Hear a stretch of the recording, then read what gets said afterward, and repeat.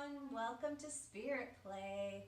We're going to begin our class today and we have a very special story. So, here we go. Shall we sing? Welcome, welcome, welcome, welcome, welcome, welcome, welcome, welcome, welcome, welcome. It's time to say hello now, hello now, hello now. It's time to say hello now to all of our friends, to Helen and you and your grown-up and Savannah and Sarah. It's time to say hello now to all of our friends. Good morning, friends. Good morning. Remind me what happens next. Do we do Gandhi or chalice lighting? Should we light our chalice? Say the words if you know it. We light this chalice as a symbol of our faith, the light of truth and the warmth of love. Oh, wonderful. And then we can do our peace greeting. Please say it back to me after I've said the words. I offer you peace. I offer you peace. I offer you friendship. I offer you friendship. I offer you love. I offer you love. I see your beauty. I see your beauty.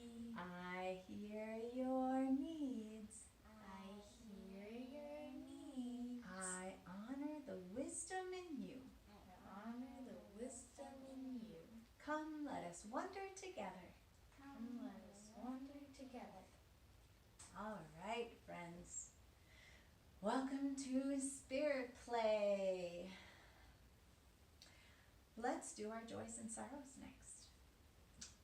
I will begin. It's been a very cloudy day, this day that we're having Spirit Play, and that has made me so tired today. But the sun keeps peeking out just a little bit, and so my joy is that the sun keeps peeking out. Helen, do you have a joy or a sorrow you'd like to share? I have a joy that I also like the sun, and it's getting a lot warmer lately, so we can play outside. Mm-hmm. And we can do track. Savannah, do you have a joy or a sorrow you would like to share today? You'd like to keep it in your heart? Do you want to pick a stone and put it in and then keep it in your heart, or do you want to pass? You're going to pass today? Okay. So friends at home, it's time for you to share your joy or your sorrow.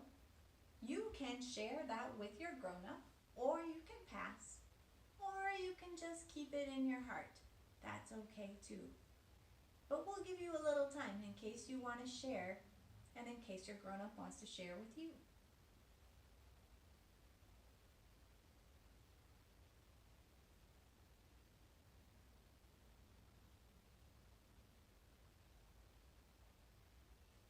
Thank you for your good listening. All right, friends, it's time for our story today. So let's set these things aside. We have a very special story today. It's a story about something that happens here at church.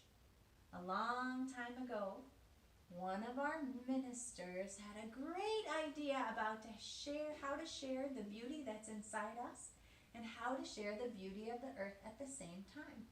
It's called flower communion. Communion is a word that means to share. So in flower communion, we share flowers. And today we have a story with how the very first flower communion started.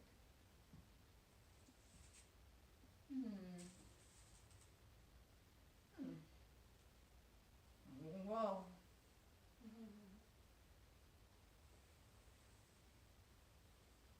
Let's tuck it in today, huh? Look at all this golden community in the middle of our circle.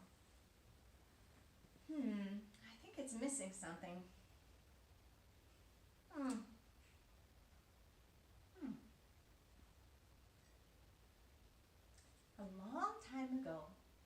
there was a man named Norbert Chopik.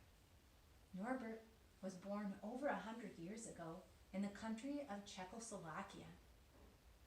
When he was growing up, he was very poor, but his parents understood that education was so important to help Norbert learn how to do good in the world.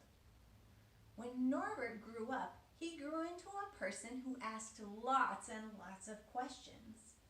But at that time in Czechoslovakia, asking a lot of questions was against the law. So Norbert moved to the United States, where he was free to ask as many questions as he wanted. When he got to the United States, he joined a Unitarian church. And he was so pleased to be there. He learned all kinds of new things, and one of the things that he learned was that making peace was the most important thing you could do in your life. While Norbert was away back home in Czechoslovakia, there was a war. And that happened and made folks very, very sad. When the war was over, Norbert decided that he wanted to go back home to his friends and family and help them learn how to become peacemakers. When he got back home, he started a Unitarian church, just like the one he had been a part of in the United States. And the people came and they sang together and they prayed together, but there wasn't enough peace for Norbert. He realized that people were still very sad and upset about the war. They still argued with one another, even though they weren't enemies anymore. They didn't like people who were different than they were. One day, Norbert was walking home from church when he saw a beautiful flower by the side of the road, and he had a great idea. He got so excited, and the next time he came to church, he asked the people in his church to do a special thing. He said, next time you come, bring a flower from your garden or from anywhere you can find one and bring it to church with you. This was the start of a fantastic idea. What Norbert was thinking was, look at that beautiful flower by the side of the road. It's beautiful all by itself, but what happens when we bring flowers together? We have a beautiful bouquet. So this is the thing that Norbert was thinking about, and this is the thing we're going to practice this morning as we practice flower communion. So each of us, when we came in this morning, we got a flower. Now, are our flowers the same or different than one another? Different. They're different. And we're going to watch and see what happens when we put them all together. Now,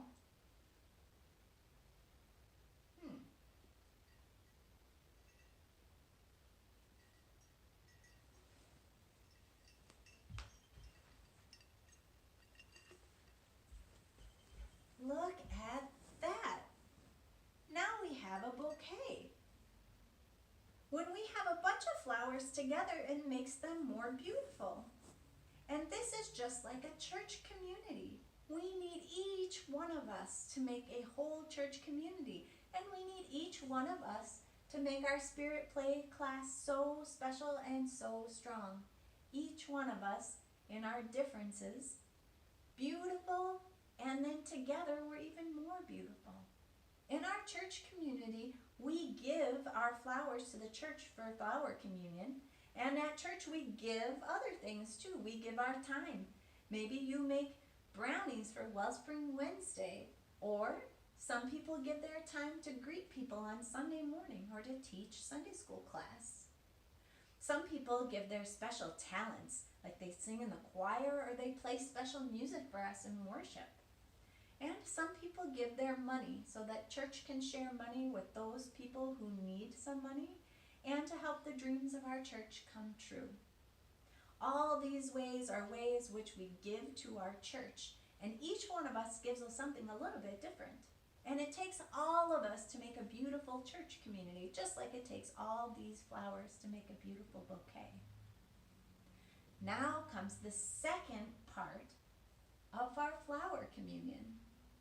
At the end of flower communion, what we do is we take a flower that's different from ours and we bring it home with us.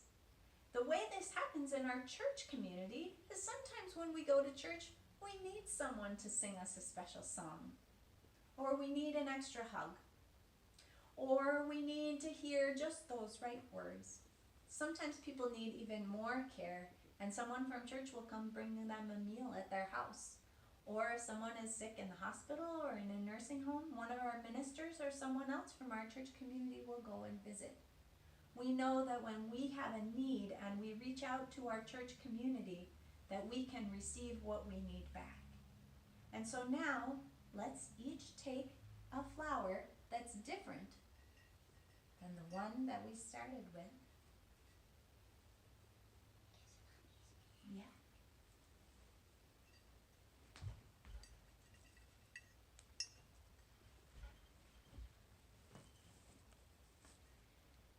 When Norbert did this at his church, and people had their flowers ready to take home, he said, "You see these flowers together in a bouquet?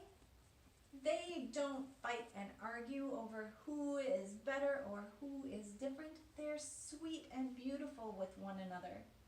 Let us be sweet and beautiful with one another like these flowers together. And when you take your flower home, remember that someone unique and special has given you a gift, and that flower is in their home right now, gracing them with friendship, beauty, and happiness. Friends, let us live in peace." Usually, we would have our own flower communion at Unity Church in just a short amount of time. And again, we cannot come back together at church right now to celebrate that beautiful ritual.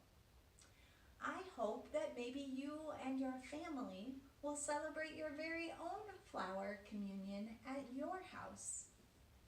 To give each other gifts that you can give, extra hugs, special meals, back rubs, and that you can ask for what you need and receive from your family.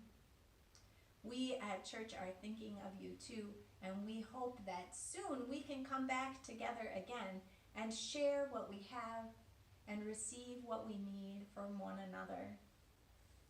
This year, we probably won't be able to gather as a large church for flower communion, but we know that we give our gifts to our own families and to the world, and that makes a difference. And we receive what we need when we need help, and that makes a difference as well. I hope that next year we can have a whole church flower communion, and when that happens, the church won't fit in a little vase like this. There'll be a big archway to put the flowers in that you can walk under, and we'll bring our flowers and give them to church, and then we'll receive someone else's gift of a flower to take home with us. Like I said, for this year, I hope that you find a way to practice flower communion even in your own family. And now that we've done it together, you know exactly how it goes. I wonder, friends, what was the best part of this story today? I liked that every single one of us has a flower, and we give it to other people. But then, we don't just give a flower to other people, we also receive a flower. Mm-hmm. What was the best part of the story for you today, Savannah? What Helen said?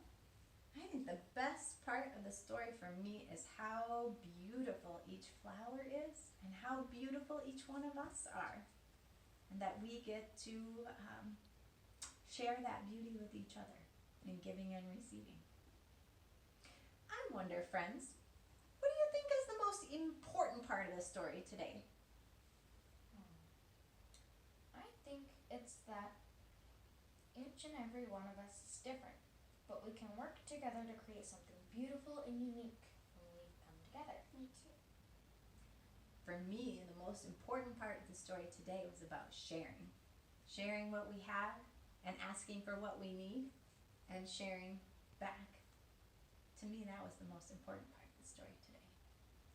I wonder if you were someone or something in this story today, who or what would you be? I think I would be the flower. You would be a flower? Would you be a particular flower or just a flower in general? Just Just a flower. a flower in general? You'd be a perfect savanna flower? What do you think, Helen? If you were something or someone in this story, who or what would you be? I think I would be the stem, because it has to. You have to have a stem to hold a flower up, and I try to be a stem for my creativity and my kindness. That's beautiful. Today, I think, what would I be today? I think I would actually, this is kind of a funny one, but I think I would be the movement between giving and receiving, between this and this. I think that's what I would be today, the exchange. I wonder, friends, is there any part of this story that we could leave out and still have all the story we need?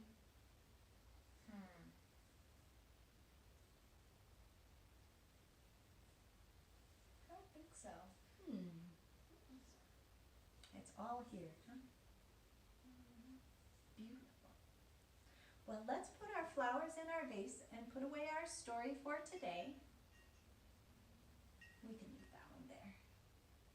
What one? That one? And our class will be finished here today, but like every week, we encourage you in a normal class to do your work time. So you can have choice time to talk about and work on your story today and the story of Flower Communion.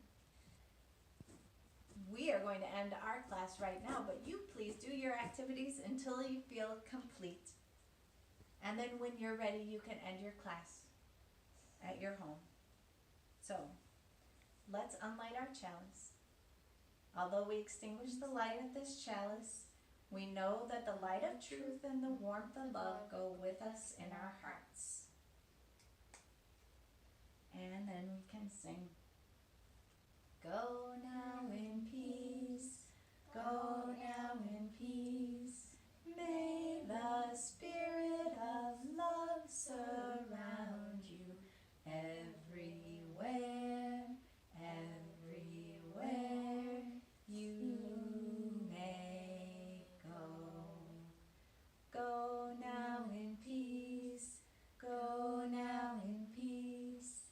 May the spirit of love surround